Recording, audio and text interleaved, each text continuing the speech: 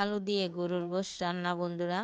আর চুই ঝাল আলু আর গরুর গোশ রান্না অসাধারণ টেস্টি একটা খাবার। এভাবে রান্না করে খেলে বারবার খেতে ইচ্ছে করবে মন, এতটুকু আমি বলতে পারি। মাটির চুলায় রান্না। আর গরুর গোশ কিছুটা নিয়েছি আমি এখানে রান্না করব তার জন্য। তো চলেন বন্ধুরা, দেখবেন ভিডিওটা শুরু থেকে শেষ পর্যন্ত দেখবেন, তাহলে ভিডিওটা দেখে ভালো লাগবে অবশ্যই। তো আমি চুলোতে তেল বসিয়ে দিয়েছি বন্ধুরা। এখন তেলটা গরম হয়ে গেলে আমি দিয়ে দিব কিছুটা পেঁয়াজ কুচি। দেশ ও দেশের বাইরে থেকে যে বন্ধুরা আমার ভিডিওটা দেখতেছে সবাইকে জানাই আমার আন্তরিক শুভেচ্ছা ও ভালোবাসা। আর আমি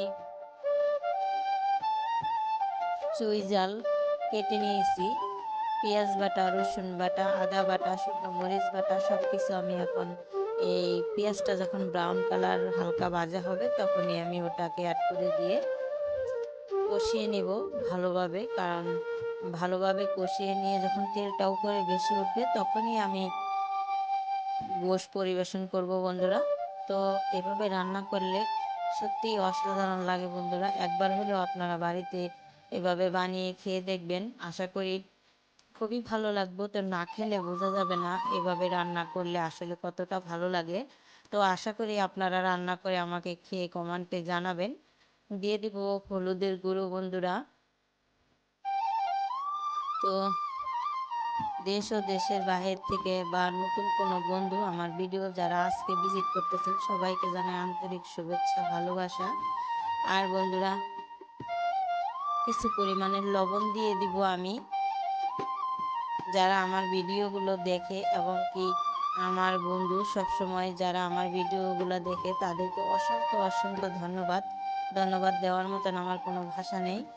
আর দিয়ে দিব সামান্য কিছু গরম মশলা আর জিরা ধনিয়া সব কিছুর গুঁড়ো।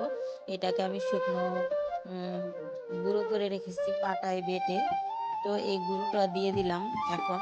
এটা দিয়ে দিলে খুবই সুন্দর একটা ফ্লেভার হয়। এটাকে আমি ভেজে গুঁড়ো করে নিয়েছি। কাঁচাও বেটে দেওয়া যায়, তবে বন্ধুরা কাঁচাটা বেশিরভাগ সেরকম একটা ভালো ফ্লেভার আসে না, ওটার এক স্বাদ আর ভেজে দেওয়াটার আরেক স্বাদ। এতে স্বাদের পরিমাণটা অন্যরকম হয়। আর আমি গোশ দিয়ে ভালোভাবে কষিয়ে নেব। গোশের গায়ে যখন পানিটা খেয়ে যাবে তখন আমি হালকা পরিমাণের একটু পানি দিয়ে আবারও কষিয়ে নেব। গরুর গোশ কষানোতে সিদ্ধ করে ফেলতে হয়, তাহলে খেতে অসাধারণ লাগে বন্ধুরা। দিয়ে দেব ঢাকনা চাপিয়ে এটাকে আমি ভালোভাবে কষিয়ে নেব নেড়ে চেড়ে।